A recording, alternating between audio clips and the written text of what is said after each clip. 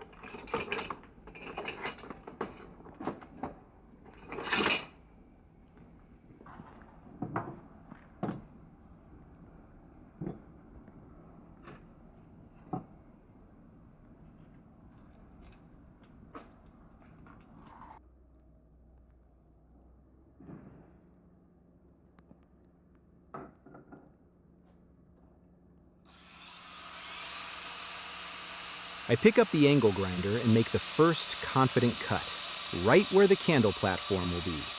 Sparks fly, the stone gives a little shiver, but holds strong. Then, I guide the blade higher and wider, carving out volume for the cavity. Each pass deepens the bowl, makes it more alive. I go slow. It's about feeling where to stop so I don't take too much. Dust dances in the light. The smell of hot stone fills the air. The stone resists, then softens. And suddenly, there's a real hollow. A few more precise moves, and the bowl starts to breathe. It's no longer just a rock. It's becoming a home for light. Friends, if it's not too much trouble, please drop a comment and let me know where you're watching from. I'm always amazed to see how the story of one simple stone travels the world and brings together so many kind people who love handmade work.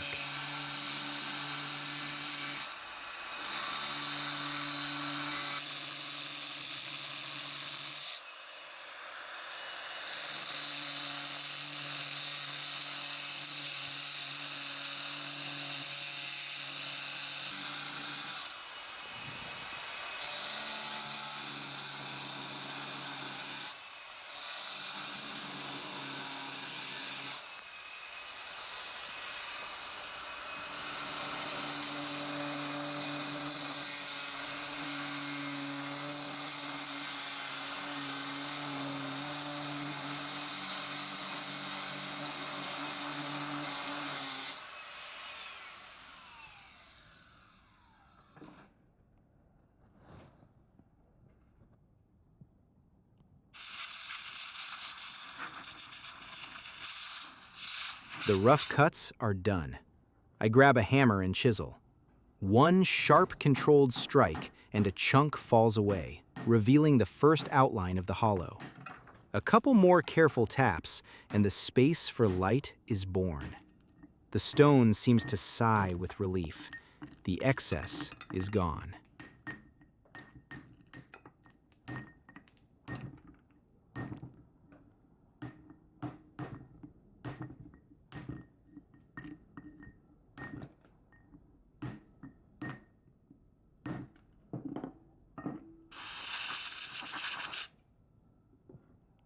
Back to the angle grinder. Now I refine the cavity to its near final shape. Still rough, unpolished, but already true. I remove everything unnecessary, smooth the walls, level the candle platform. The blade glides, leaving clean lines. The depth is exactly what I pictured. enough for the candle to sit securely and the light to feel soft.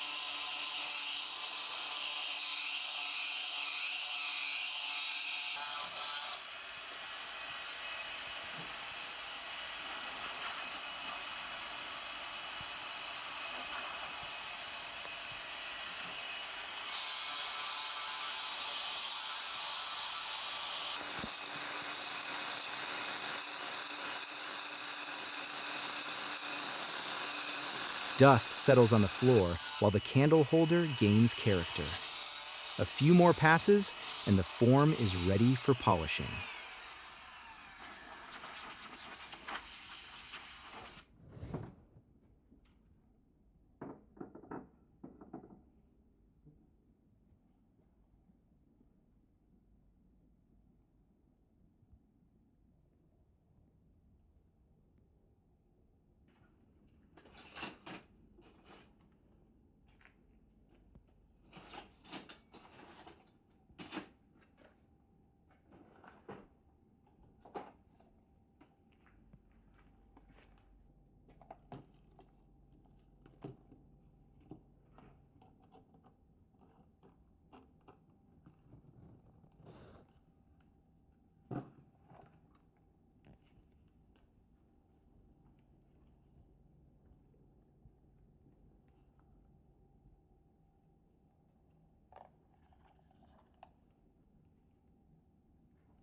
I switch to a small disc on the grinder. Now I can work with jewelry precision. I clean up tiny chips, fix every little flaw, especially inside the bowl. Where the big grinder couldn't reach, the small one finishes the job. After this stage, the walls already feel smooth to the touch, and the stone is fully prepared to shine.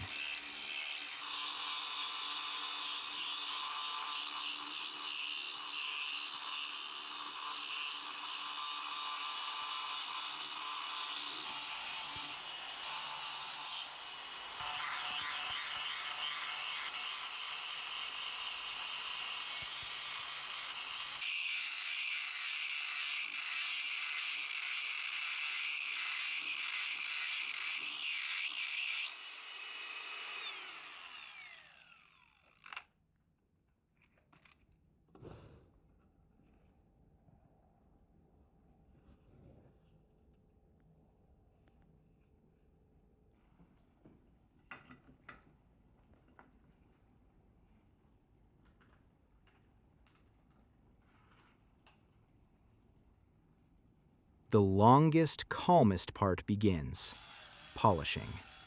I start with the coarsest grit and gradually move to finer and finer discs. Layer by layer, I remove the matte finish until the inside of the bowl becomes almost mirror-like. Water runs, discs change, the stone grows lighter with every pass.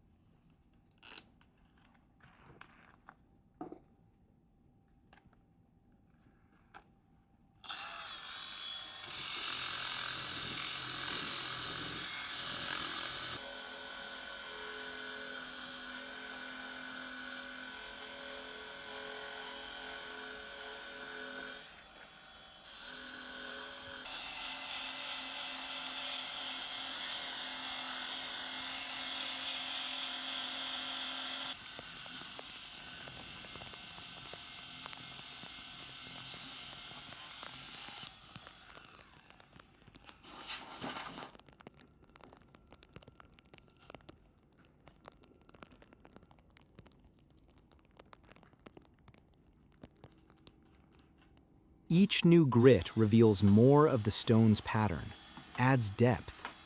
After a couple of hours, the inner surface is perfect. Light will glide across it like glass. This isn't just a hollow anymore. It's a tiny lake inside the stone, ready to reflect flame.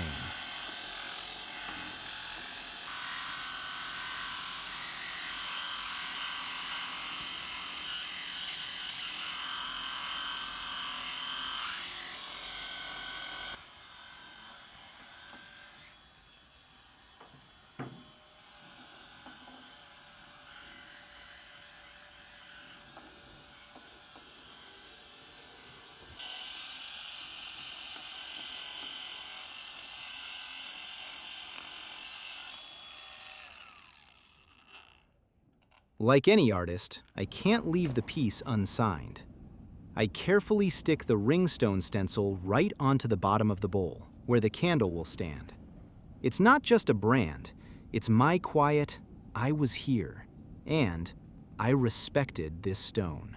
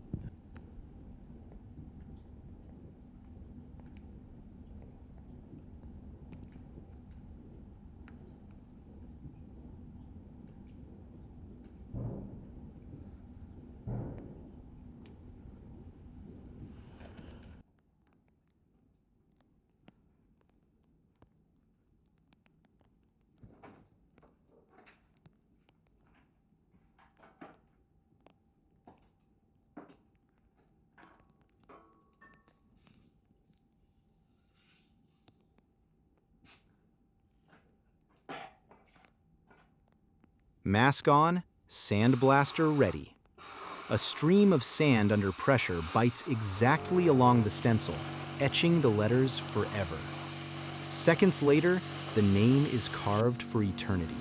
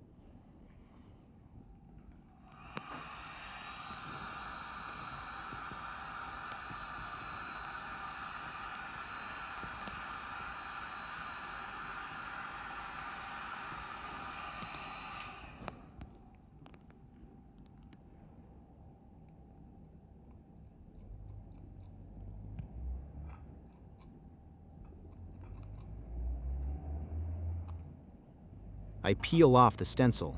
The signature stays with the stone. After all the work, the stone is covered in dust and grime. I grab a simple brush and a bottle of water and wash it thoroughly from every side, especially inside the bowl. Dust flows away. The texture comes alive again. The stone breathes and becomes itself once more.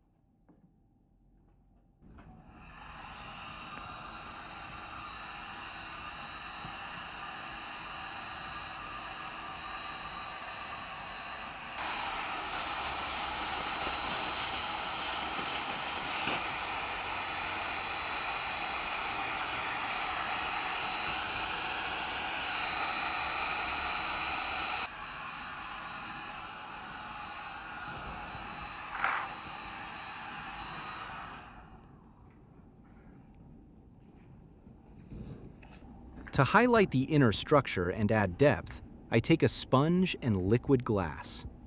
I gently apply it only inside the bowl. It soaks in, saturates the color, and gives a subtle wet look shine. Now the walls shimmer as if the stone just came out of water.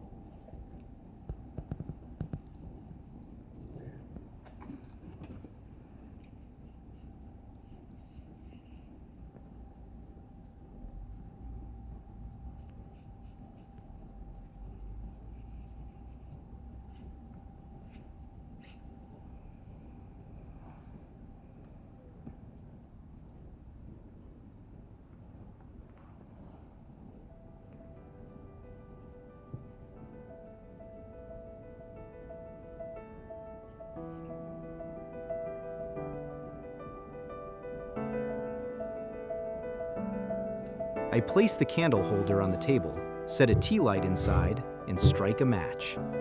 The flame trembles. Warm light slides along the polished walls and spills out in soft gold. A stone that lay in the earth for millions of years now cradles living fire. It feels warm, calm, and utterly real. The perfect companion for an evening. Friends, thank you for joining me from the first cut to this glow. If you enjoyed it, please leave a like, a comment, and consider subscribing so you don't miss the next stone story. May your days be filled with warmth and light. See you in the next one.